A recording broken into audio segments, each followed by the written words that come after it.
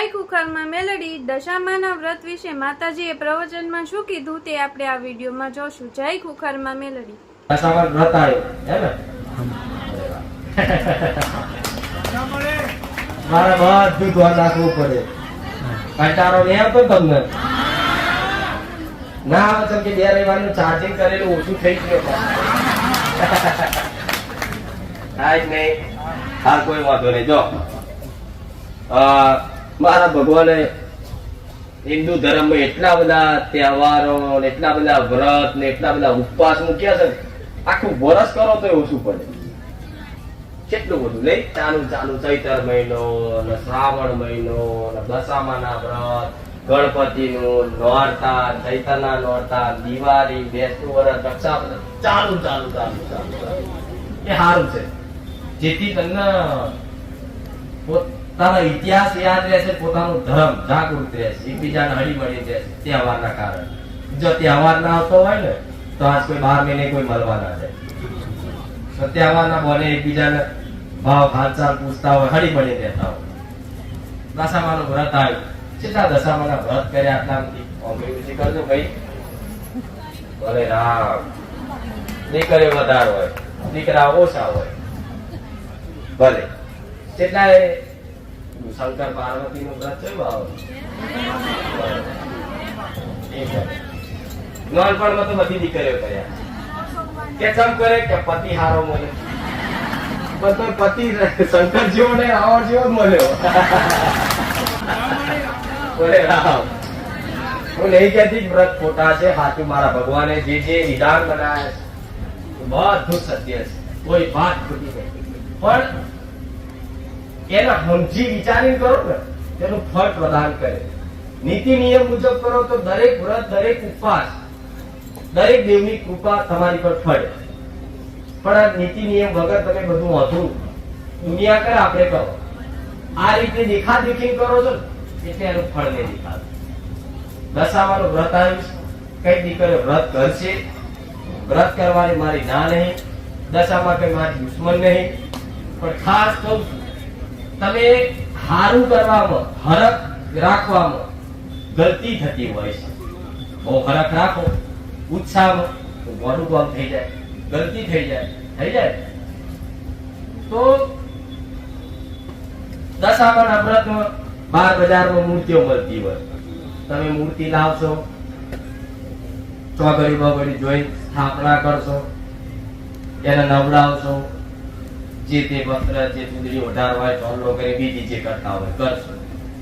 અને 10 દિવસ પૂજા કરો ને એની 10 દિવસ પૂજા કરી એને રોજ 2 ટાઈમ આરતી કરતી હોય દીકરી, એની વાર્તા કથા વાપરતી હોય.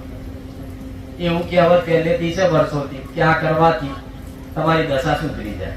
12 મહિના માનો દેવી શક્તિ દરેક હરકી, દરેક બધું કલ્યાણ બધું ભલું કરીએ.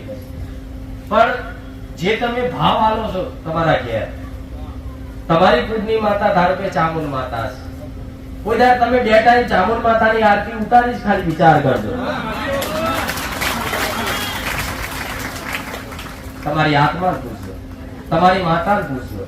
હું ના નહીં કહેતી હો, અગર દુનિયા મારો વિરોધ કરે, માતાજી નવી પરંપરા લાવસ, પણ ખાલી વિચાર કરજો તમારી કુળની માતાની કોઈ 2 ટાઈમ આરતી કરી છે? કોઈ તમારી કુળદેવી ને કદાચ નોરતામાં થાળ ધરાવ્યો નહીં ધરાવ્યો. આ તો દીકરીઓ 2 ટાઈમ એના ચા પીવડાવશે, આરતી કરશે, પ્રસાદ છે ફરિયા ઊંધી આખી સોસાયટી વેચવા જશે, આરતી લઈ જશે. દર્શન ખાલી કુળદેવીના નામથી 9 નોરતા કદાચ આ દશામાનું વ્રત કરો છો એ રીતે કરો ને, તમારું કલ્યાણ કરી નાખશો.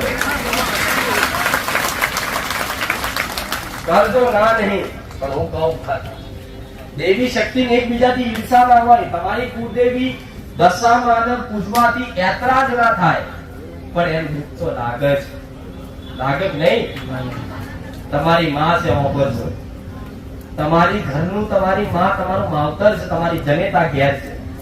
પણ તમારી માસી, તમારી કાકી કે કોઈ સગા સંબંધી તમારા ઘેર આયા, તમારી માં ખાટલા બેઠી છે, અને એને હાથર બરફી પેડા લાવી ખવડાવો, તમારી માનો તો એવો વિચાર થાય દીકરાએ મને કોઈ દાર બરફી પેડા નહીં ખવડાય તો ખરા. એની હાહુને લાવી સારું સારું શ્રીખંડ પૂરી ખવડાય, કેમ નહીં? તાર દીકરીઓ થાર કરતી હોય તો કે સોમવારે શ્રીખંડ પૂરી જલ્દી જમવા આવજો. તો ચામુંડ માતા કે છે તો હો તો શ્રીખંડ પૂરી જોઈ નહીં 12 મહિના. અને પાછી શ્રીખંડ પૂરી તો થાળી હોય જ નહીં, થાળી ખાવાનું. તમે દશામાં વિચારે કે દીકરી હું તો શ્રીખંડ પૂરી ખાવા આવી, શ્રીખંડ પૂરી તો ચાલે. તો એક બાજુ ચામુંડ માતા યાત્રા થઈ, કુંડની માતા, એક બાજુ દશામાં યાત્રા થઈ. દશામાં આવી પ્રસન્ન થઈ, તમે બોલાય થાર ધરાય કે માં સોમવારે શ્રીખંડ પૂરી જલ્દી જમવા આવજો, મંગળવારે ગુલાબ જાંબુ જલ્દી જમવા આવજો, બુધવારે સૂતર ફેણી જલ્દી જમવા આવજો. તો બુધવારે દશામાં પ્રસન્ન થઈ આયા. એક બાજુ કુંડી તો તમારા ઘેર જ છે, દશામાં આયા પ્રસન્ન થઈને કે રાત મને સૂતર ફેણી ખાવા બોલાય જાઉં બુધવારે. તો જઈ તો થાળી જોયું ને તો સિંગછા કર્યા હતા. દશામાં તો હાકો નાખ્યો, ચામુંડ માતા ખીજે. આવી ગલતીઓ થાય.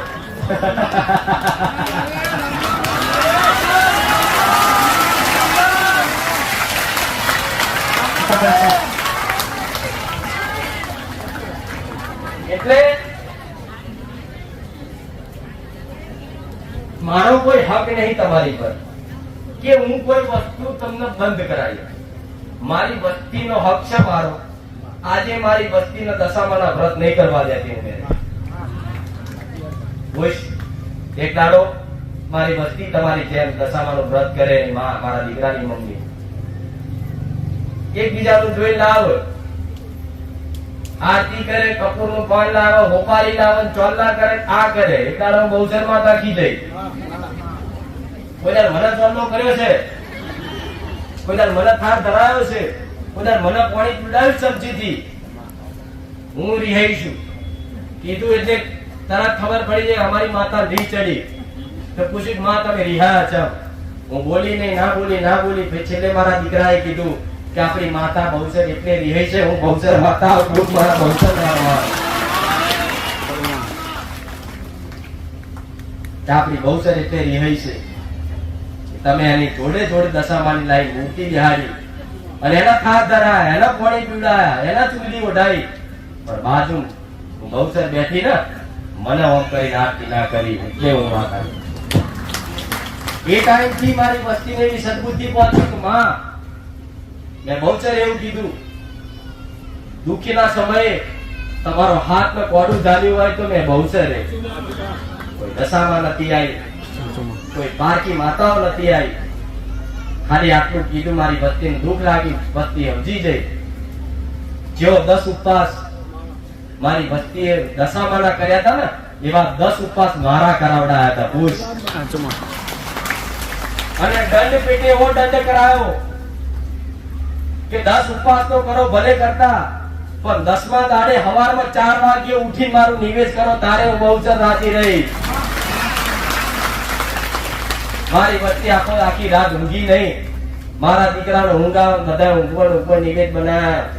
પરોઠે જાગીને તે નિવેદ 4 વાગે સવારમાં કર્યા ને તારે મને ઓળકાર આવ્યો, તારે હું રાજી રહી.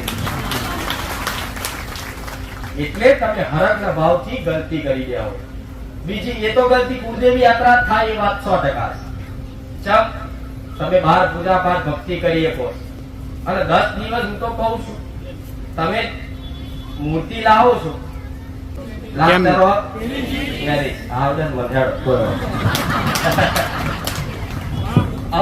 રિવાજ પહેલેથી વર્ષો જૂનો છે. દશામાનો વ્રત કરવાનો રિવાજ આજકાલનો નહીં, વર્ષો જૂનો, વર્ષોથી પરંપરાગત થયેલી આવી. બરોબર. તો પહેલા પ્લાસ્ટર ઓફ પેરિસ નતા, સિમેન્ટ પીઓપી એ કહેવાય એ નતા.